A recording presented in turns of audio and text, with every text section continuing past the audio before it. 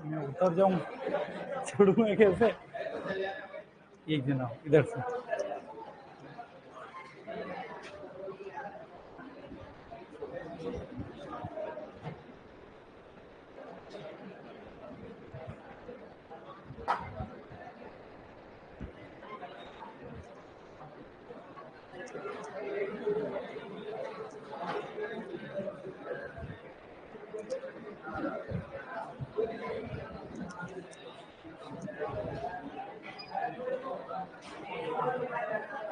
Good evening everyone, कैसे हो सब?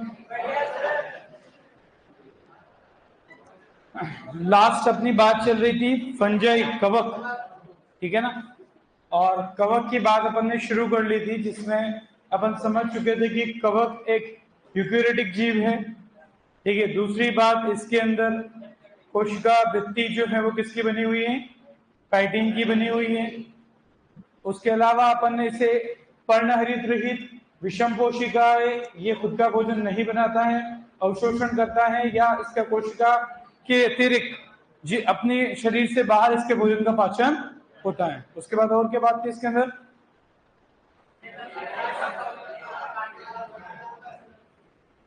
अपन ने अलग अलग आधार पे बात करी थी। एक कोशिकीय कवक की बात करी थी, दूसरी बात करें अपन यहाँ पर तो प्लाज्मोडियम, और तीसरी तंतुमय जो कवक जाल की अपन ने यहाँ पर बात करी, जिसमें ये स्टोर बाकी सब वास्तविक फंजाई, जो ट्रू फंजाई है वो वास्तविक कवक कौन से समूह में आती है? तंतुमय में, जिसके अंदर यहाँ पर दो शब्द आते हैं। एक आता हाइफी जिसे कवक तंतु कहते हैं, और एक आता माइसिलियम जिसे कहते हैं कवक जाल। शायद यही बात करी थी। तो यहाँ पर आप देख पा रहे हो कि माइसिलियम क्या है और हाइफी क्या है। तो हाइफी कवक तंतु है, और ऐसे कई सर तंतुओं से बना जाल क्या है? माइसिलियम। और कोशिका भित्ति, जहां पर जिसकी संरचना में आपको काइटिन देखने को मिलता है। उसके बाद अपन बात ध्यान रखेंगे कि ये जो अपन ने बोला था यूनिसेलुलर थैलस, जिसका उदाहरण एक कोशिकीय थैलस की बात करी थी, जो गीस्ट, जहां पर हमने उदाहरण लिया था फिलामेंटस थैलस, जो कि वास्तविक कवक में तंतुमय थैलस जो होता है, वो अपन ने बात किया था। उसके बाद आती है ये वाली चीज जो अपने को बात करनी। एक होती है पटहीन कवक जाल, दूसरा होता है पट युक्त कवक जाल, एसेप्टेड फंजाई, और दूसरी सेप्टेड, जिनमें हर जैसे यूं मानो ये बहुत सारी कोशिकाएं हैं, ठीक है, और सबका एक एक केंद्र का आपको दिख रहा है। तो ये क्रॉस वॉल्स आड़ी भित्तियां हैं, इसलिए अलग अलग कोशिकाएं दिख रही है। जहां पर आड़ी भित्तियां नहीं है, पूरी एक ही कोशिका दिख रही है, जो बहु केंद्र की दिख रही है हमें।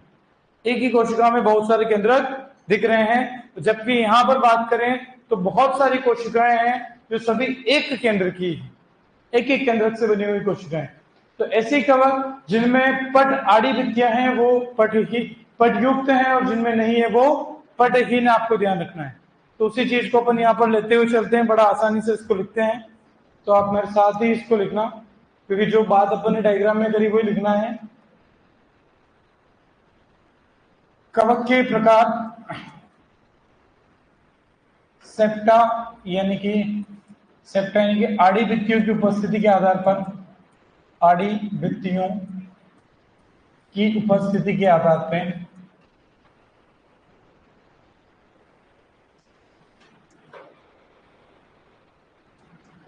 कवक के प्रकार।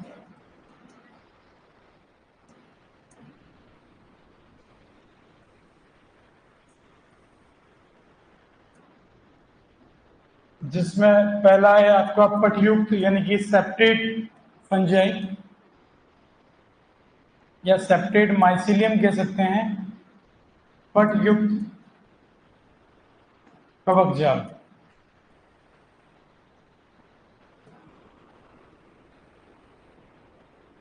इनमें आड़ी भित्तियां यानी कि सेप्टा, आड़ी भित्तियां उपस्थित।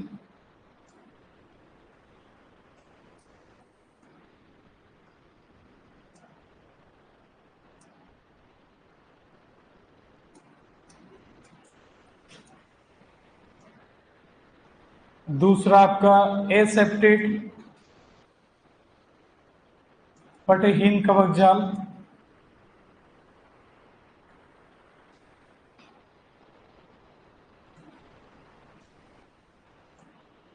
सेप्टा अनुपस्थित।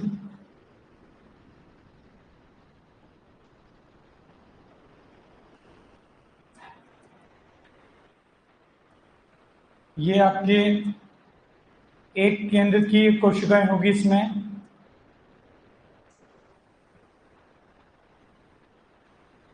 और इसमें बहु केंद्र की कोशिकाएं मिलेगी।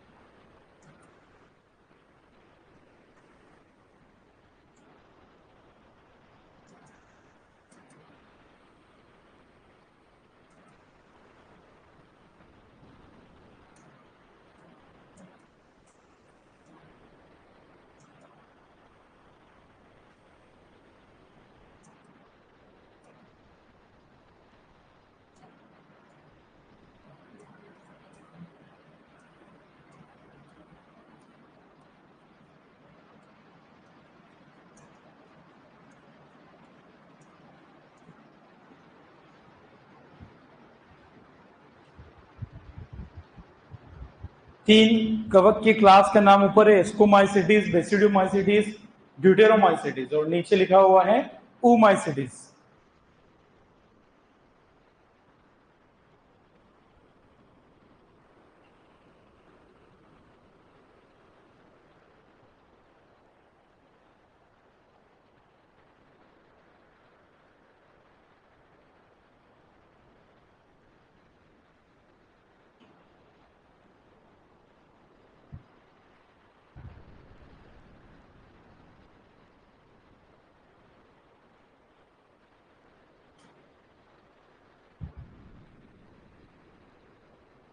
कर लिया नोट?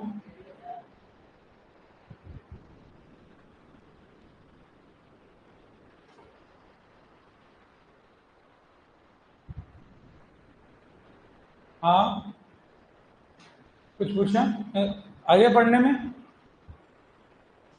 ये यहाँ पर उदाहरण अलग से लिखा है अपन ने।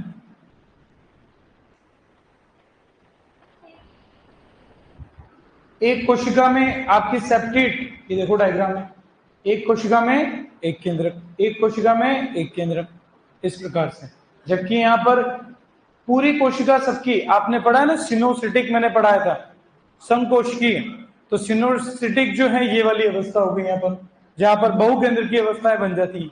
तो यहाँ पर एक कोशिका के अंदर कई सारे केंद्रक, और यहाँ प्रत्येक कोशिका में एक केंद्र, प्रत्येक कोशिका के लिए बोला गया है। वहां पर भी ऐसा नहीं कि एक कोशिका से पूरी कवक बन जाएगी, ये तो एक कवक तंतु है, ऐसा पूरा कवक जाल होगा तब जाके कवक की संरचना बनेगी। तो यहाँ पर एक केंद्र की कोशिकाएं होगी, जबकि यहाँ पर कोशिकाएं कैसी होगी? बहु केंद्र की कोशिकाएं होगी। बड़ा आसान सा है कि जिनमें क्रॉस वॉल सेप्टा उपस्थित है, जिनमें पार्टीशन हो रखा है, वो पट युक्त, पट मतलब एक तरीके से दरवाजा है, जो भी बोलो अपन, तो वो सेप्टा उपस्थित है, आड़ीभित्तियां उपस्थित है, तो एक केंद्र की कोशिकाएं होगी। और ऐसी कोशिकाएं किन कवक के अंदर होती है? जो एस्कोमाइसिटीज, बेसिडियोमाइसिटीज या ड्यूटेनोमाइसिटीज जो क्लास है उससे संबंधित कवक के अंदर आपको ये स्थिति मिलेगी, जबकि ओमाइसिटीज में ऐसी। कौन सी कवक इनमें आती है वो अपन आगे पढ़ेंगे। क्लियर बात? बढ़े आगे? हो गया नोट? चलो आगे बात करते हैं। किसी को अगर सिंपल सा ऐसा डायग्राम बनाना हो बना सकते हो, तो बाद में ध्यान दे जाएगा। छोटा सा ऐसा बना दो, बीच में 2-4 हर कोशिका के बाद आड़ी भित्ति डली होनी चाहिए, और जिनमें नहीं हो ऐसा जरूर नहीं एग्जैक्ट बताना, 4-5 कोशिका का भी बना जरूर दो ताकि ध्यान दे जाएगा। और वैसे ध्यान रह गया हो तो मत बनाओ, कोई दिक्कत नहीं। देखो सिनोसिटिक भी लिखा है इसको, है ना, इसीलिए बोला है समकोशिकी। अपन ने पहले भी बोला था, जब मुक्त केंद्रक विभाजन की वजह से कोई कोशिका बहुकेंद्र की बन जाती है तो उसे सिनोसिटिक कहते हैं।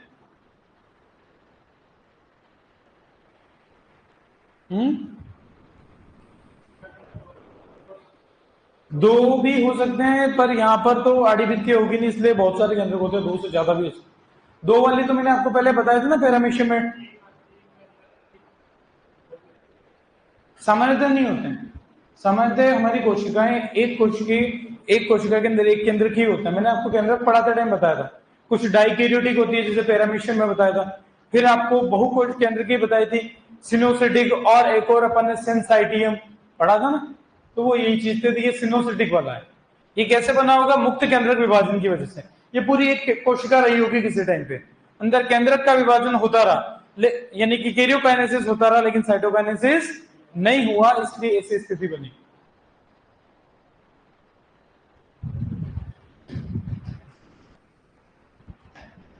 हो गया नोट?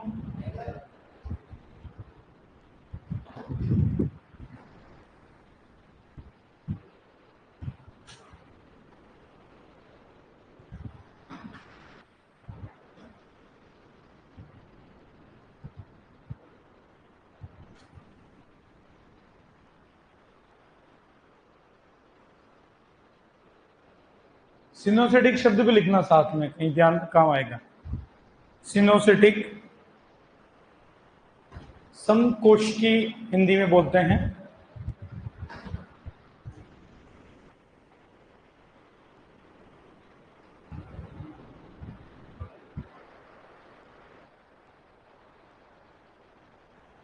यानी कि कवक की संरचना कवक जाल है, और कवक जाल कई सारे कवक तंतुओं से मिलकर बना होता है। उनमें से कोई एक कवक तंतु की आपके सामने डायग्राम में है। इनमें ये दिख रही है शाखाएं, कवक शाखा जिसको बोलते हैं, और इस तरीके से संरचना बनती है। बढ़े आगे।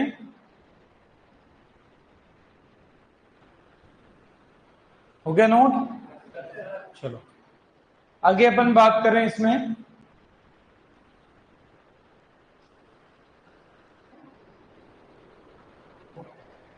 आगे यहां पर ध्यान रखिए, पोषण के आधार पर कवक की बात करें तो कवक में पोषण,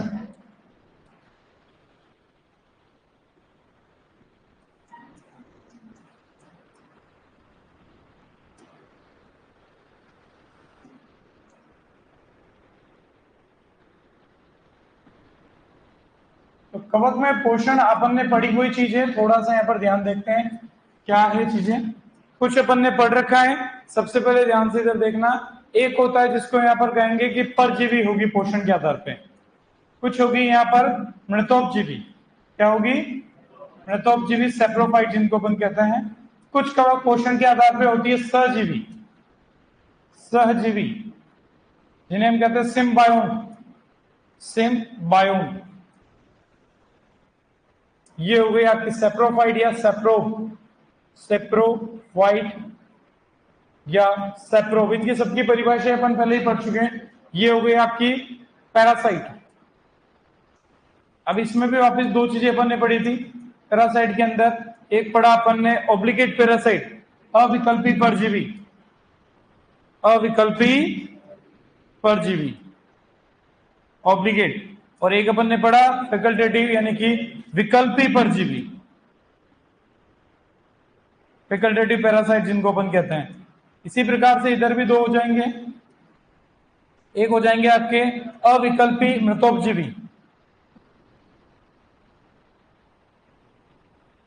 और इधर एक और बात करें तो विकल्पी मृतोपजीवी।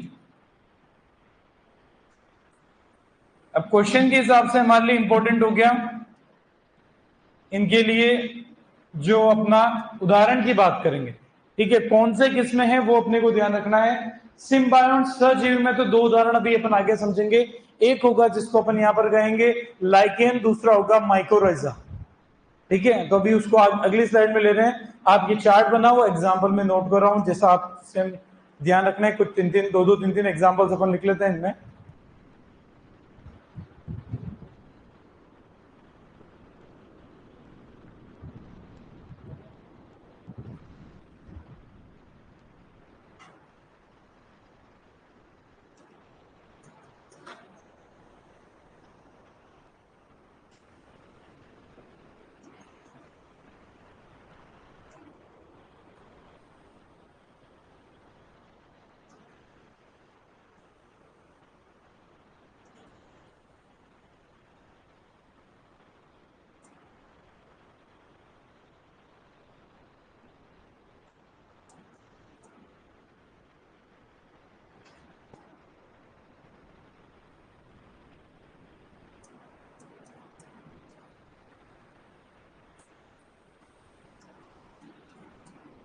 डेफिनेशन अभी याद दिला दूंगा, अपन ने पढ़ी हुई चीज। अपने को मेन यहाँ पर एग्जाम्पल के हिसाब से ज्यादा याद रखना है, एग्जाम्पल हमारे लिए बड़े इंपॉर्टेंट है।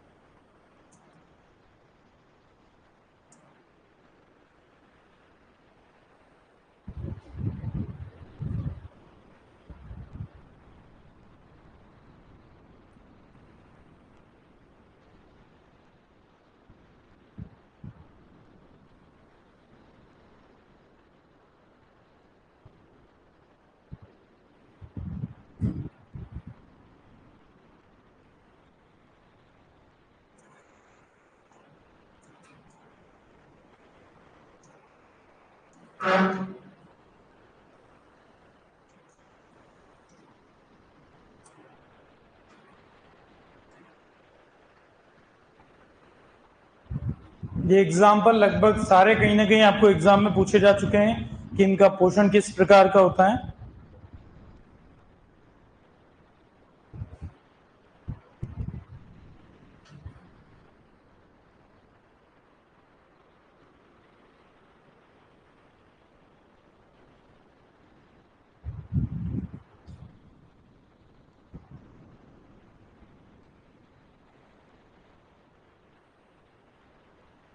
इसमें नाम लिख देते, अपन एक एक करके आगे बात कर लेंगे। लाइकेन,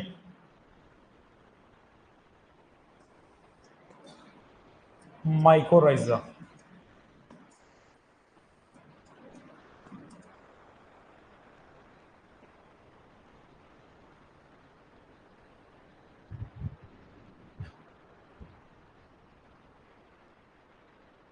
कहीं पर पढ़ने में दिक्कत आए तो पूछ लेना। Albugo Sclerospora Erysiphe Puccinia, Fusarium Alternaria Cercospora Pythium, Rhizopus Mucor Agaricus, और इधर स्टिलेगो टैफरीना।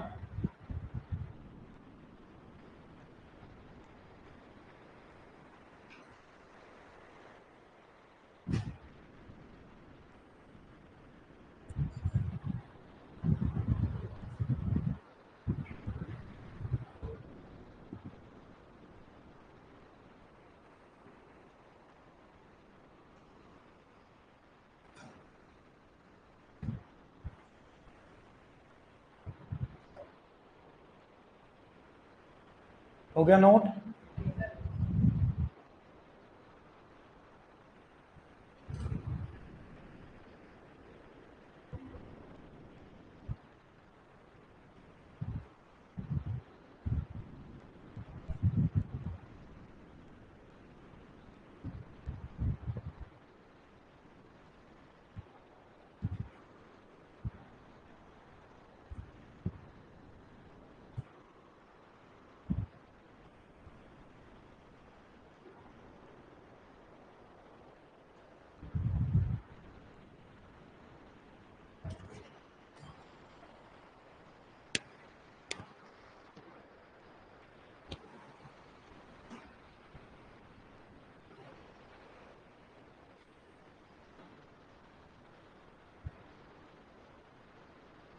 पैथो में आपके टेस्ट में 30 क्वेश्चन आ रहे हैं, ठीक है।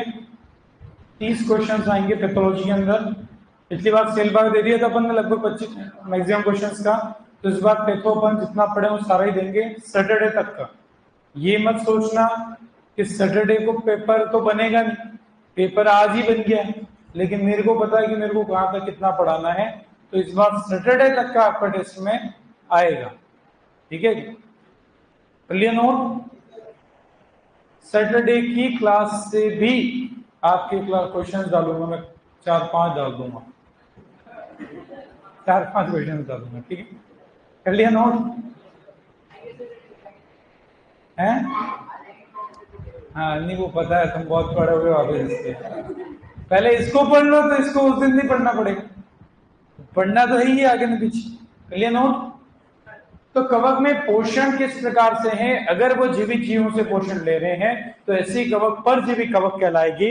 और ये भी 2 प्रकार की थी, हमने कहा था अविकल्पी जो सदैव जीवित जीवों से ही भोजन प्राप्त करेगी, वो अविकल्पी यानी कि ऑब्लिगेट पैरासाइट, और जो दूसरा है विकल्पी परजीवी फैकल्टेटिव पैरासाइट, जो वास्तव में तो मृतोपजीवी हैं लेकिन मृत कार्बनिक पदार्थ की अनुपस्थिति में वो जीवित जीव से भी भोजन या पोषण प्राप्त करती है। वैसे ही आपका मृतोपजीवी जो मृत कार्बनिक पदार्थ से भोजन प्राप्त करें, अविकल्पी जो सदैव केवल और केवल मृत कार्बनिक पदार्थ से ही भोजन प्राप्त करते हैं वो कवक, और विकल्पी नाम ही है विकल्पी, वास्तव में तो ये परजीवी थी लेकिन जब इनको जीवित पदार्थ नहीं मिला तो ये मृत कार्बनिक पदार्थ से अपना काम चला लेती हैं। तो ये अपने को परिभाषा सारी अपन पहले ही पढ़ चुके हैं। अब बात आ रही है एग्जांपल्स की, तीसरी है सर्जरी, ये भी देख लो।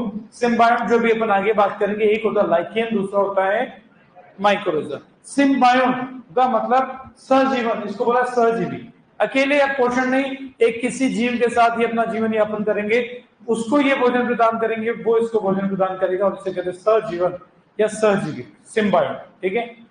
यहां पर एग्जाम्पल बड़े इंपॉर्टेंट है, तो जिसमें एल्बुगो जो आपका होता है व्हाइट रस्ट, सफेद रोली सरसों का, या आपके क्रूसीफर्स का। एल्बुगे जो है ये आपके इसके अंदर स्क्लेरोस्पोरा डाउनी मिल्ड्यू, मृदुरोमिलासिता या तुलासिता हिंदी में कहते हैं, उसके लिए है, ठीक है। इरिसिपी आपके पाउडर मिल्ड्यू छाछा रोग के लिए होता है।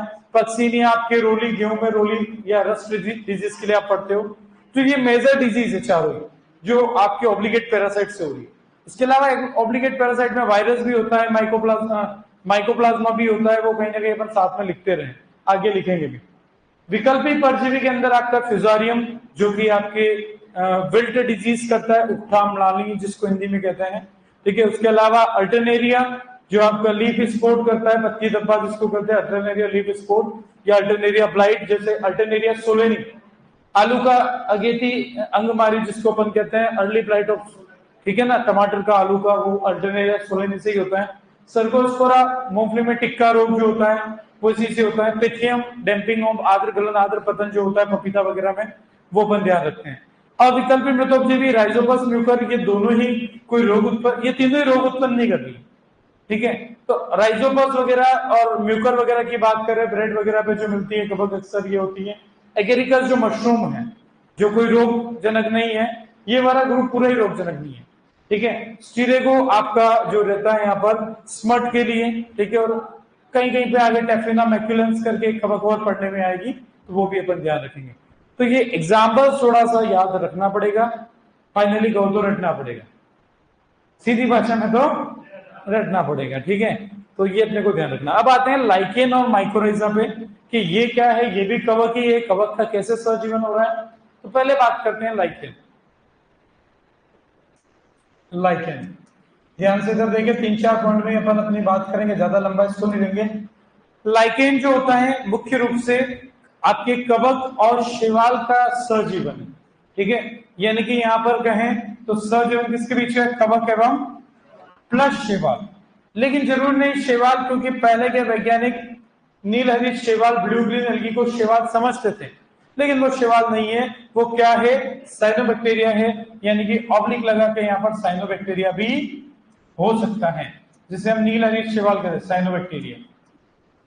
और जो लाइकेन का भाग कवक, लाइकेन दो चीजों से मिलकर बना है, कवक, कवक को बोला जाता है माइकोबायोम। क्या बोलते हैं, कैसे याद रखें, क्योंकि कवक के अध्ययन को क्या कहते हैं, माइकोलॉजी, ठीक है। शैवाल के अध्ययन को कहते हैं फाइकोलॉजी।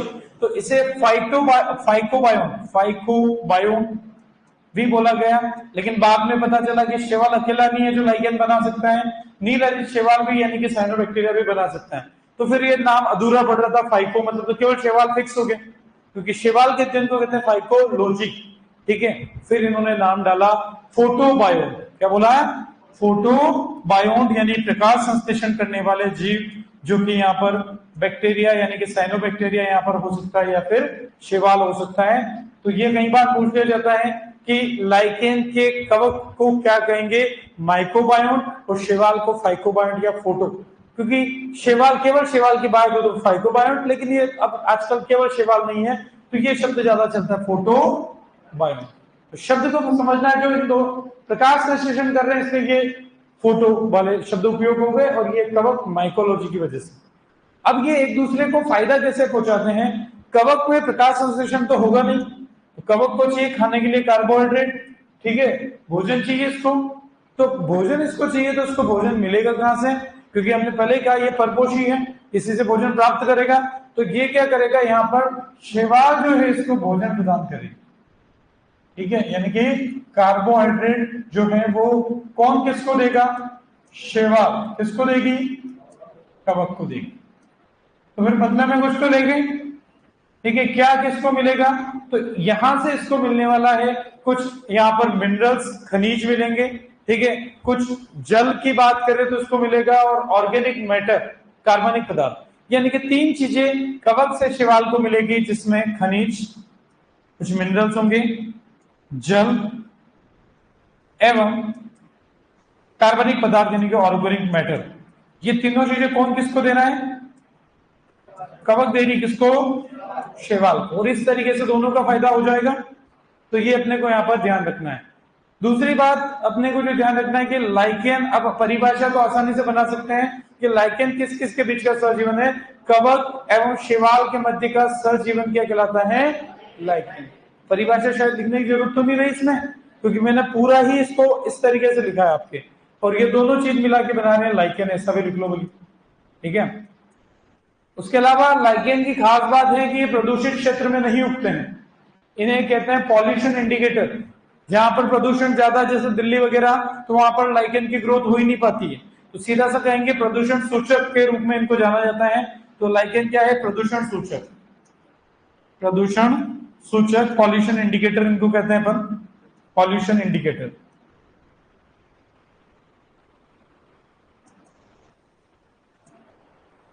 या इसको एक ऐसा कह सकते हैं कि लाइकेन प्रदूषित क्षेत्र में नहीं उगते हैं। ऐसी कहीं लाइन आ जाएगी लाइकेन प्रदूषित क्षेत्र में उगते हैं, तो वो गलत हो जाएगी, प्रदूषित क्षेत्र में नहीं उगते हैं।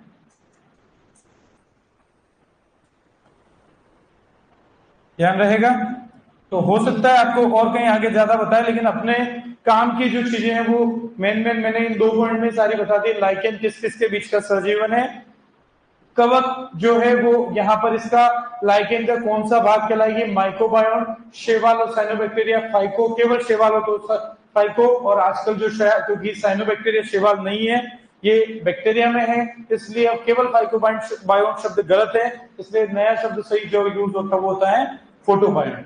तो दोनों ही ध्यान रखेंगे कौन किसको क्या दे रहा है। अब सीधा से ध्यान कैसे रखे, कवक में प्रकाश संश्लेषण नहीं होता है, इनमें प्रकाश संश्लेषण होता है। प्रकाश संश्लेषण से ग्लूकोज बनता है, कार्बोहाइड्रेट बनता है, तो इनको कार्बोहाइड्रेट ये दे देगा। और ये कवक जो है इसको क्या क्या उपलब्ध कराएगा? खनिज, जल और कार्बनिक पदार्थ। तो नोट कर लो सारी बात।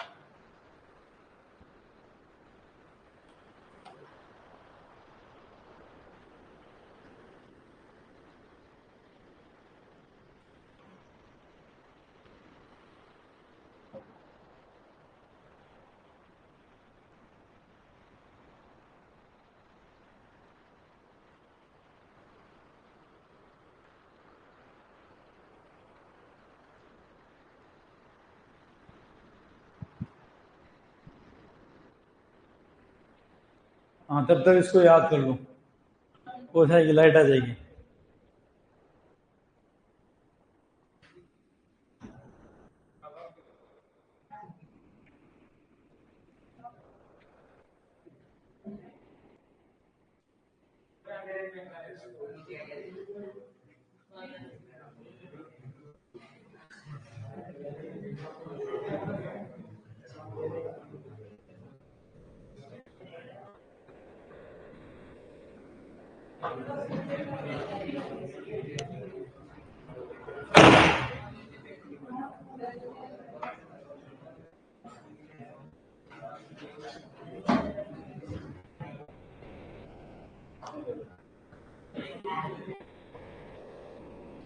अपन ने इसको ज्यादा मीटर नहीं हो, इसीलिए यहीं पर इसी में सारी बात लिख दी है ना।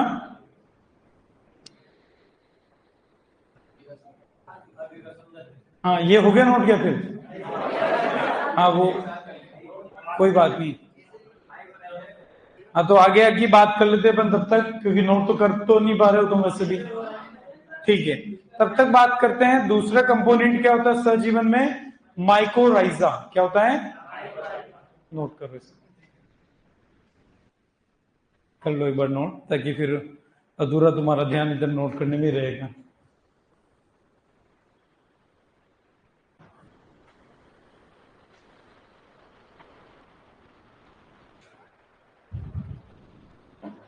ये शब्द ध्यान रखना, क्योंकि इन पे क्वेश्चन कई बार बन जाता है। माइक्रोबायोम, फाइकोबायोम, फोटोबायोम, दोनों बड़ी आसानी से। कवक के अध्ययन को माइकोलॉजी कहते हैं, इसलिए माइक्रोबायोम। शिवाल के अध्ययन को फाइकोलॉजी कहते हैं, इसलिए फाइकोबायोम।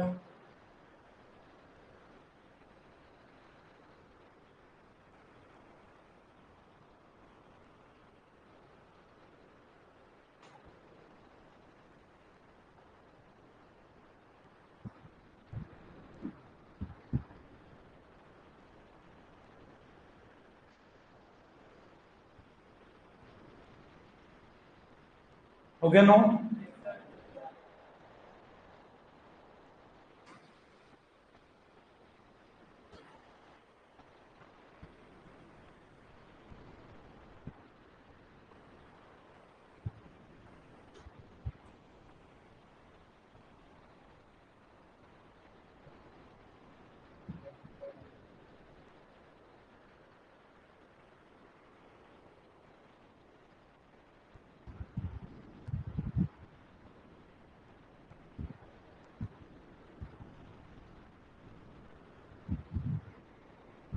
आगे बात करें, ये था आपका लाइकेन, जो कि बड़ा आसान सा। हम एक बार और ध्यान रहे, कवक सबसे पहली परिभाषा ही हो गई, कवक और शैवाल। ज्यादातर परिभाषा में शैवाल होता है, उसमें पहले नीलहरी शैवाल को शैवाल मानते थे इसलिए।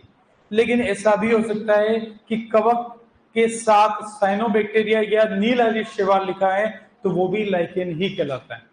ठीक है, क्योंकि आपका यहाँ पर साइनोबैक्टीरिया ये भी शैवाल बनाता है, इसलिए ऐसा भी लिखा हो सकता है कवक एवं साइनोबैक्टीरिया के मध्य सहजीवन क्या कहलाएगा, तो भी जवाब लाइकेन। इसीलिए मैंने ऑब्लिक करके लिख दिया उसे। इनके जो है आपका बोला जाएगा कि लाइकेन का माइक्रोबायोम क्या होता है, तो कवक। फाइकोबायोम क्या होता है, तो शैवाल। फोटोबायोटिक की बोले तो दोनों ही चीज आ गई, शेवाल और साइनोबैक्टीरिया। ध्यान रहे कौन किसको क्या दे रहा है, तो याद रखना इसलिए कि कार्बोहाइड्रेट तो ये बनाएगा नहीं, ठीक है, तो ये कार्बोहाइड्रेट लेगा तो कुछ तो देगा, खनिज, जल और कार्बनिक पदार्थ ये देगा उसको। और ये एक और ध्यान, पॉल्यूशन इंडिकेटर, ठीक है, जैसे बाइक में इंडिकेटर होता है, पता चलता है कि आदमी इधर जा रहा है, लेकिन पता चलता कहीं पर इंडिकेटर उधर का चल रहा है, जा इधर रहा है, पता है ना कभी कभी ऐसा। तो कुछ के परमानेंट चालू ही रहते हैं इंडिकेटर, बंद ही नहीं करते हैं। और हमारे जहाँ पे मेरा गांव में उधर या शहर है उधर तो कोई इंडिकेटर देता ही नहीं है, जिधर मर्जी उधर चले जाओ। पॉल्यूशन इंडिकेटर ध्यान रखना है, यानी कि पता चलेगा कि जिस क्षेत्र में पॉल्यूशन ज्यादा है वहां पर लाइकेन की ग्रोथ नहीं हो रही है, मतलब वहां पर पॉल्यूशन ज्यादा है। क्लियर है बात। दूसरी बात आती है माइकोराइजा, ध्यान से इधर देखना फिर नोट करना। माइकोराइजा, इसमें भी शब्दों को तोड़ना है तो अपना काम आसान हो जाएगा। ये दो शब्दों से, सबसे पहले तो इसको शब्द जो है ये किसने दिया, फ्रैंक ने। किसने दिया, फ्रैंक ने दिया। तो ईयर तो याद रखो तो ठीक, नहीं तो कोई बात नहीं, 1885 में दिया था, ठीक है। अब यहां पर दो शब्द है माइकोराइजा, दो शब्दों से मिलकर बनाए हैं, माइकस और राइजा, माइकस प्लस राइजा, ठीक है। राइजा अपन इंग्लिश में लिख देते कोई दिक्कत नहीं है। तो माइकस का मतलब यहां पे होता है कवक। अभी हमने कहा कवक के अध्ययन को कहते हैं माइकोलॉजी, तो वो माइकस शब्द से ही बना है। और राइजा मतलब रूट, राइजा मतलब रूट यानी कि जड़ें, जड़, ठीक है। तो कुल मिला के यहां पर ध्यान रखना है कि कवक का उच्च वर्गीय पादपों की जड़ों के साथ जो सहजीवन होता है उसे कहते हैं माइकोराइजा, ठीक है। तो एक परिभाषा आसानी से बन गई कि कवक का उच्च वर्गीय पादपों की जड़ों के साथ, पादपों की, नोट कर लेना आराम से, पहले देख लो कि जड़ों के साथ सहजीवन।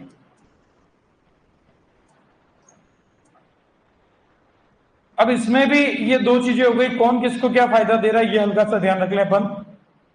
यानी कि माइकोराइजा को भी इस तरीके से मैं लिख सकता हूं, माइकोराइजा बराबर दो चीजें हो गई, कवक,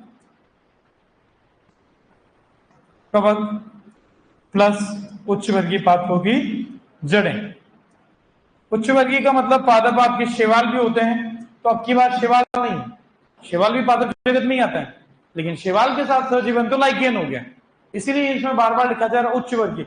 शेवाल निम्न वर्गीय पादप आता है, उच्च वर्गीय में ब्रायोफाइट, टेरिडोफाइट, जिम्नोस्पर्म, विशेषकर टेरिडो, जिम्नो और एंजियोस्पर्म आते हैं। तो उच्च वर्गीय पादपों की जड़ें,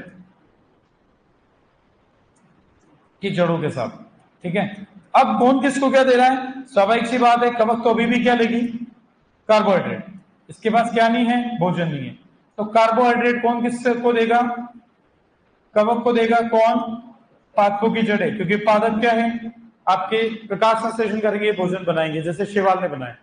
अब ये भी बदले में कुछ लेंगे, तो ये क्या लेंगे, एक तो फास्फोरस एवं नाइट्रोजन, ठीक है। आपके माइक्रोराइजा आप पढ़ते हो, अभी आगे बताऊंगा, वाम क्वेश्चन आता है ना, हाँ, तो फास्फोरस एवं नाइट्रोजन पोषक तत्व देंगे। दूसरी बात करें यहां पर तो सूखा प्रतिरोधकता, ड्रॉट रेजिस्टेंट, सूखा प्रतिरोधकता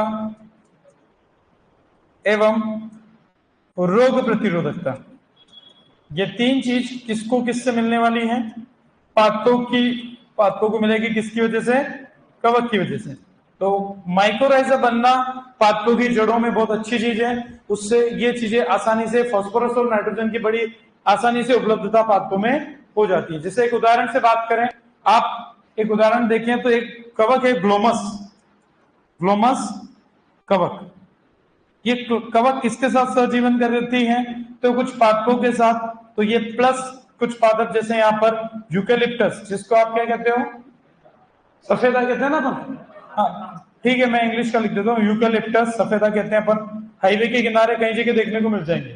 फर्न्स या पाइन्स एवं पाइन्स की जड़ों के साथ, जो की जड़ों के साथ सहजीवन, और ये एक माइकोराइजा का उदाहरण हो गया। तो जहां पर ध्यान रखना है कि किन पादपों की जड़ों के साथ, जो ग्लोमस कवक है वो माइकोराइजा बनाता है, तो यूकेलिप्टस सफेदा के जड़ों के साथ, फर्न्स टेरिडोफाइट होते हैं, जो कुछ कटी फटी पत्तियों के पौधे आजकल ऑर्नामेंटल में भी लगाते हैं लोग, ठीक है। और पाइन्स, पाइन्स तो अपन जानते ही हैं, आपको ठंडे प्रदेशों में मिल जाएंगे सारे, ठीक है। आप जैसे आप जाओगे हिमाचल में तो पाइन वुड कहते हैं, ठीक है। तो पाइन्स जो आपकी ये पाइन्स, फर्न्स, यूकेलिप्टस लगभग टेरिडोफाइट में ही आते हैं। कुल मिला के कवक है, इन पादपों की जड़ों के साथ माइकोराइजा बनाते हैं। इसके बाद एक चीज और मुझे बतानी है, इसको मैं इस तरह पे लिख देता हूं क्योंकि एक ही स्लाइड में पूरी बात हो जाएगी, और वो इस तरफ है, वो है वाम, जो आपको आगे पढ़ाया जाता है। फुल फॉर्म क्या है? Vesicular arbuscular mycorrhiza. इसको एक चीज और बोलते हैं, एंडोमाइकोराइजा भी कहते हैं। क्या कहते हैं? एंडोमाइकोराइजा। एंडोमाइकोराइजा इसी के लिए बोला जाता है जहां पर आपको ध्यान रखना है कि यहां पर भी फसली पादपों की जड़ों के साथ क्या होता है? माइक्रोराइजा बनता है। ये अपने को ध्यान रखना है, ठीक है ना? नोट कर लो सारी बात। किसकी जगह? कवक प्लस राइजोबियम। राइजोबियम तो एक बैक्टीरिया हो गया, वो प्रकाश संश्लेषण वो खुद भी नहीं करेगा। राइजोबियम जड़ों में पाया जाता है, लेकिन वो माइक्रोराइजा नहीं बनाता। वो तो नाइट्रोजन फिक्सेशन करवाएगा, जड़ों में गांठें बनवाएगा, वो माइक्रोराइजा में नहीं आएगा, है ना? कर लो नोट।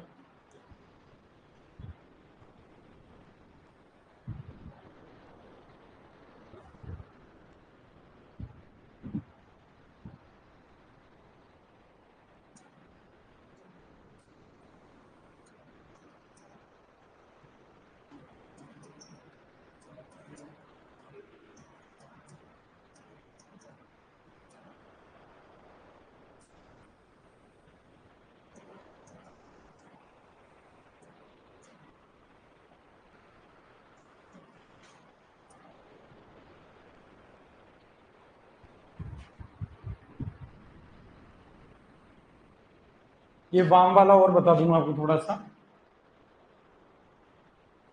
ये वैसे सोइल वगैरह में भी आपको पढ़ाते हैं वैसे आगे।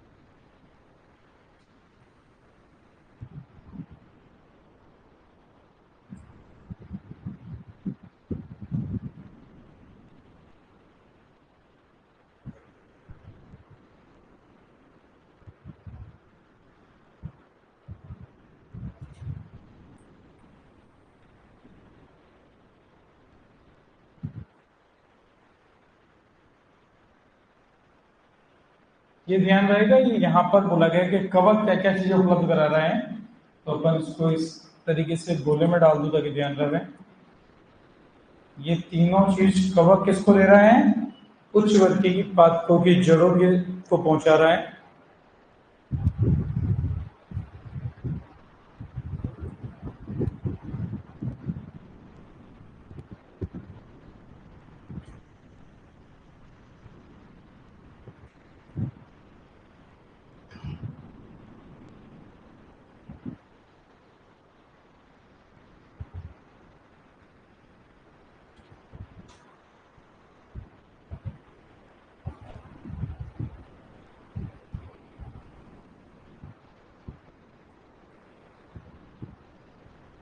हो गया नो?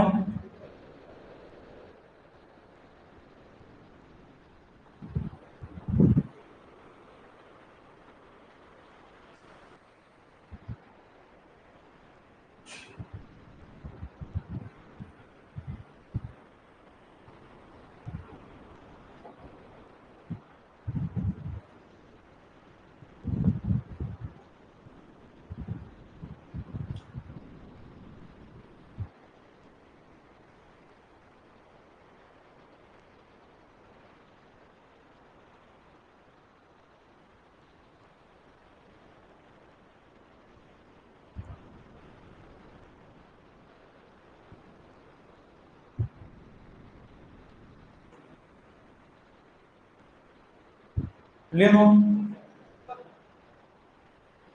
तो वाम बोला गया है वेसिकुलर आर्बुस्कुलर माइकोराइजा। वास्तव में ये माइकोराइजा, इसको एंडोमाइकोराइजा भी कहते हैं।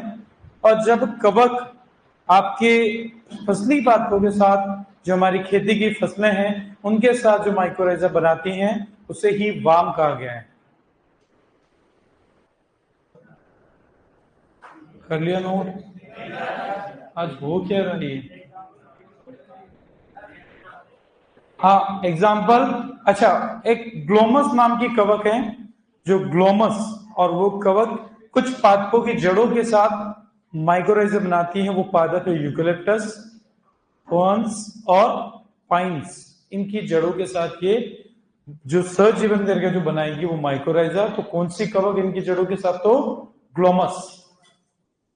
ध्यान रहेगा। बढ़े आगे। आज हो क्या रहा है ये? चलो आगे बात ध्यान रखें, तब तक अपने लाइट आ जाए तो तब तक कुछ समझ आएंगे।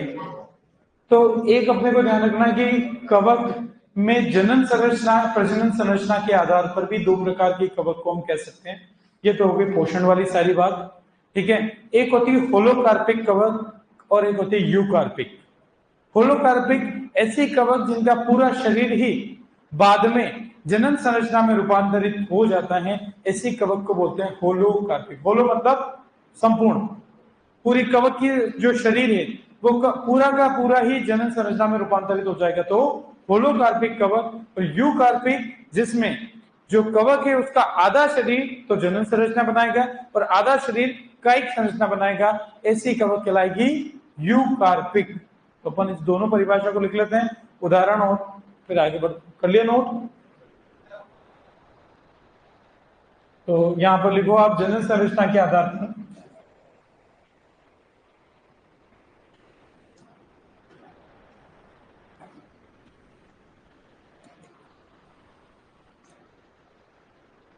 कवक के प्रकार। छोटी सी इसमें परिभाषा आ जाती है कभी कभी, ज्यादा बात नहीं बतानी, बस इतना सिंपल सा ध्यान रखेंगे। कवक के प्रकार, पहली होती है होलोकार्पिक कवक। होलोकार्पिक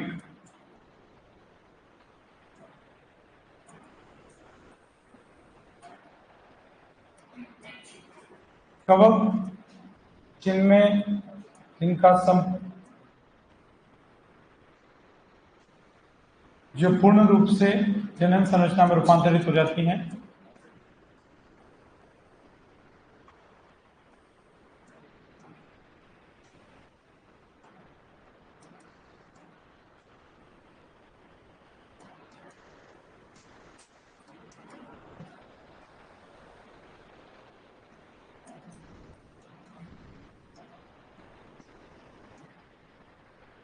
उदाहरण एक ध्यान रखेंगे यहां पर, सिनकाइट्रियम एंडोबायोटिकम,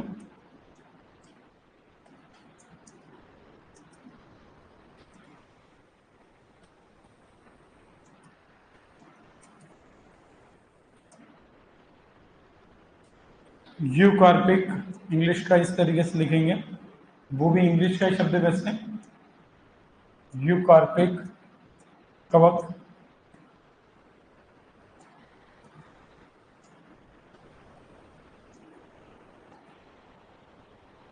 कवक जिनका शरीर या जो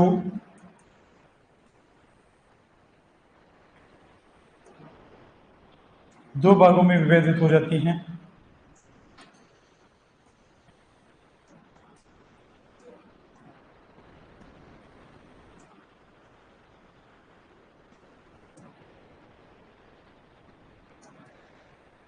जनन भाग एवं कायिक भाग। जैसे पादपों में ही होता क्या, पादप का पूरा शरीर तो है वो कायिक है, और जो पुष्प है वो जनन भाग हो गया, उसी तरीके से। उदाहरण इसमें एक ध्यान रख लेंगे, पिथियम,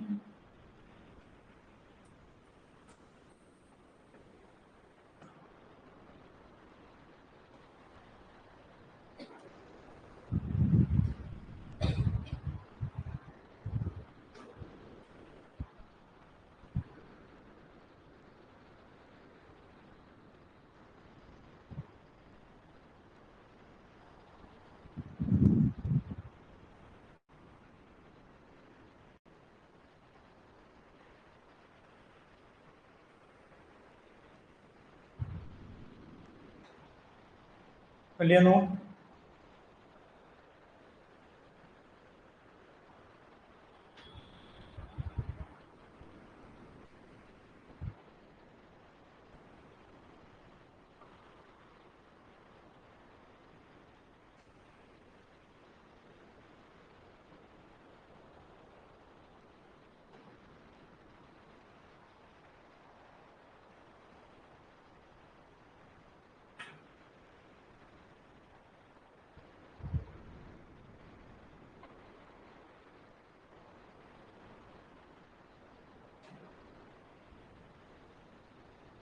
तो दो प्रकार की हो गई, होलोकार्पिक, होलो मतलब संपूर्ण।